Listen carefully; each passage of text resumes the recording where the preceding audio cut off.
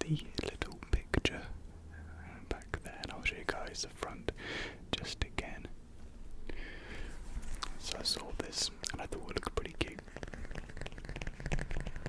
and maybe something a little bit different to the typical Christmas book which you might have read as a kid, or even to your kids now. So just spend the next 10 to 20 minutes or so with me, just chilling back.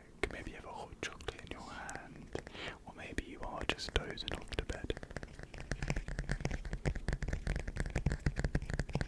Enjoy this time with me before all of the excitement and calamity tomorrow. Okay, so here we actually have a little map of where the owl travels around, going from place to place.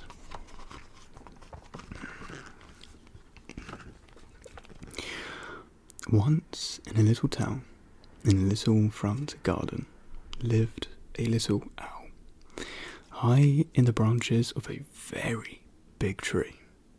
For the curious little owl, not even a year old, the world was filled with wonder.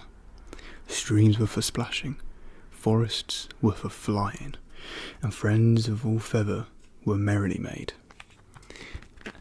And we can see a little owl with her friends there, just running along in the snow.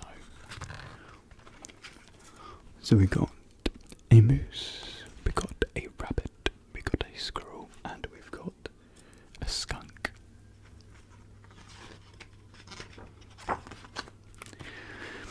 One day, when winter had arrived, the town around her began to transform. Houses were decorated, lights were strung, jingles and music filled the icy air. The little owl watched and listened, and that night, when darkness came, quick little image of owl looking at the town. The whole town glittered and glowed. "What's going on here?" she asked her friends. "Christmas," said Moose. "And what is that?" Little Owl said. "Not sure," said Rabbit. "No idea," said Skunk. "No one knows," said Squirrel. "But it happens every year." And we can see Little Owl and her friends all looking at the town, all lit up, looking very nice, cosy and Christmassy. Maybe I could read it like this. The next morning, confused as ever, Little Owl flew home, where she found some people standing around the big tree's trunk. "It's beautiful," said one of them. It'll be the perfect Christmas tree," said another. "A Christmas tree?" Little Owl wondered.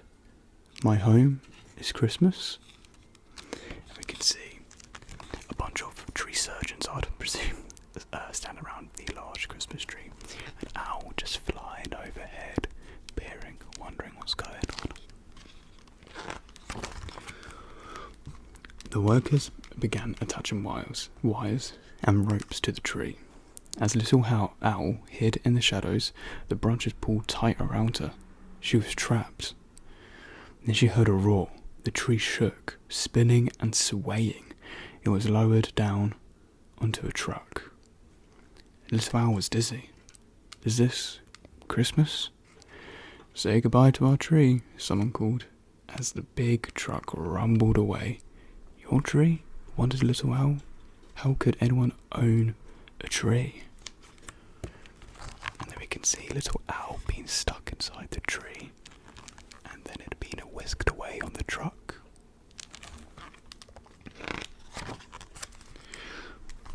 For hours and hours they drove. The cold wind rushed beneath her feathers. Little Owl was hungry, but there was nothing to eat. She was thirsty, but there was nothing to drink. She was lonely, and her friends were far, far away. Is this Christmas? Pinned against the tree, she tried to sleep. And there we see a little owl trying to sleep, and the truck going along the motorway or the highway. last, 3 days later, the truck came to a stop. Again, the tree jostled and lifted. Then all at once, its branches spread. Worn out and weak, Little Owl edged along into the light. Where am I? We see Little Owl awakening inside the tree in a big city.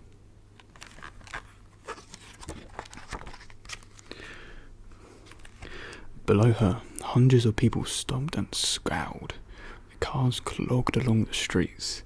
Above, strange towers scraped the sky. This is not home. She tried to flap her wings, but she wasn't strong enough. As her eyes were closing, she saw. We could just see her looking over the city there. New York. She saw. There's an owl in here. We can see that one of the tree surgeons have spotted a little owl. Very kindly packs her in a box, drives her, and hands her over to someone else.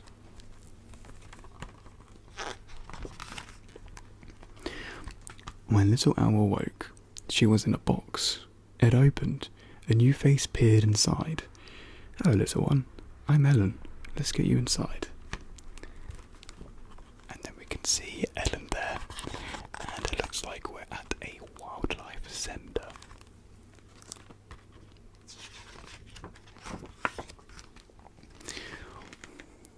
Whatever Christmas was, it seemed to have got inside the house. The place was warm and cosy, and seemed oddly made for birds. Why are you here? Little Owl asked. Broken leg, said Hawk. Broken wing, said Falcon. But Ellen looks after us until we're ready to fly free again. After all this, Little Owl wondered, could a human really help?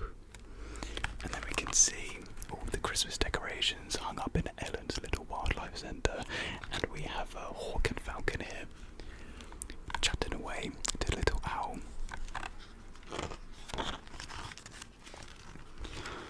Over the next days, Little Owl gulped down water and gobbled thawed mice. She was given an X-ray, and every day Ellen checked her feathers, ears and eyes.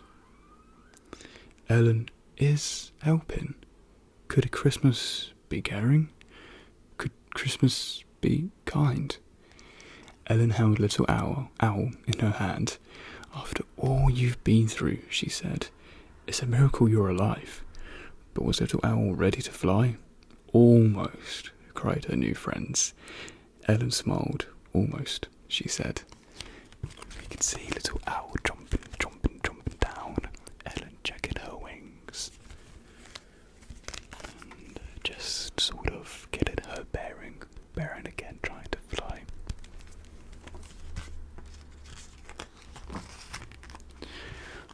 At last, at dusk on Christmas Eve, they drove to the top of the mountain. Ellen lifted Little Owl from the box and raised her arm. You're free, she said. Welcome home. For the last time, the friends looked at each other. Then Little Owl flapped her wings and flew high and higher into the sky. But she wasn't going home just yet. And we can see Little Owl just soaring through the snowy landscape, and Ellen down there waving goodbye.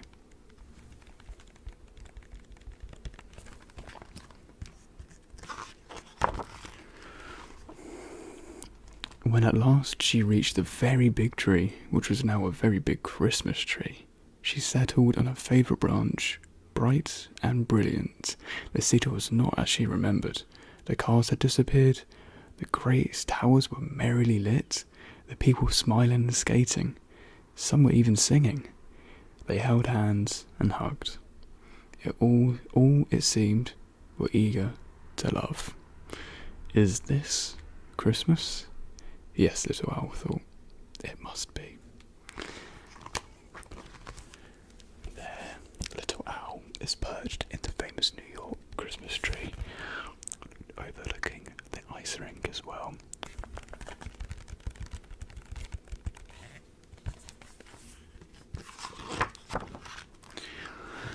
For some time, little owl sat, basking in the golden glow. When at last the moon peaked above the buildings, she knew it was time to go home. And we could just see little owl just flying back home from the city over the snowfields, back to her friends.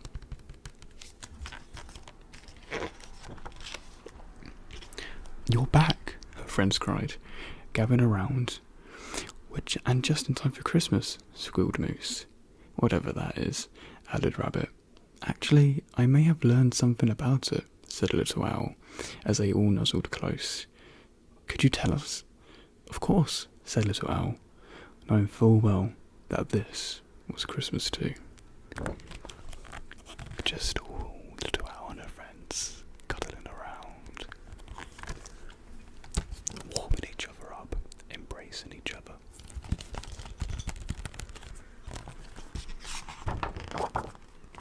Oh, and that's actually the end of it.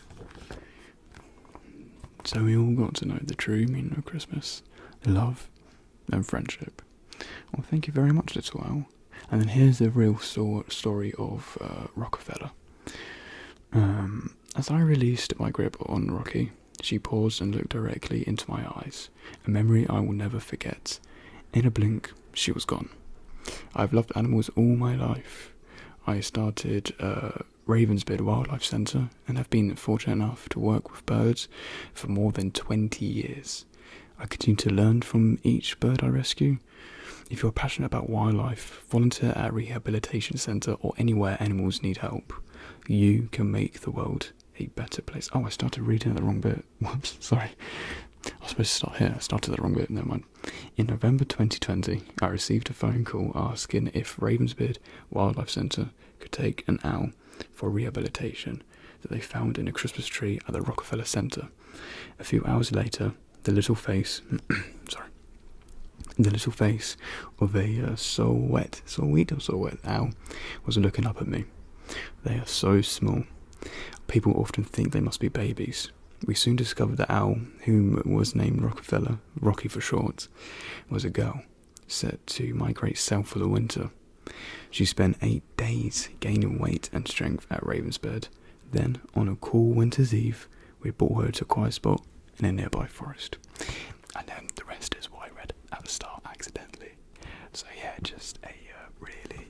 Oh yeah, and there she is, the real life owl. Oh, she looks so cute.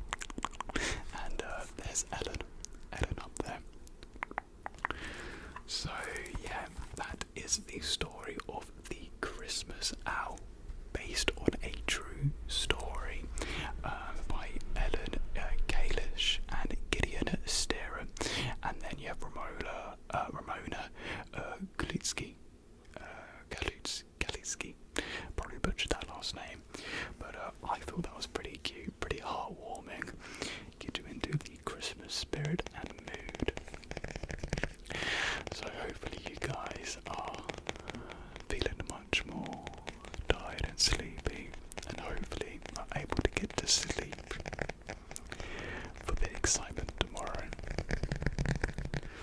I just want to thank you all for being here, watching this video, spending Christmas Eve with me, and I look forward to spending time in the next video with you guys, which will probably be a Christmas haul, is what I'm probably planning to do. I think just a bit of fun really to do that. So yeah, thank you everyone for watching this video, and I will see you in the next one. Good night.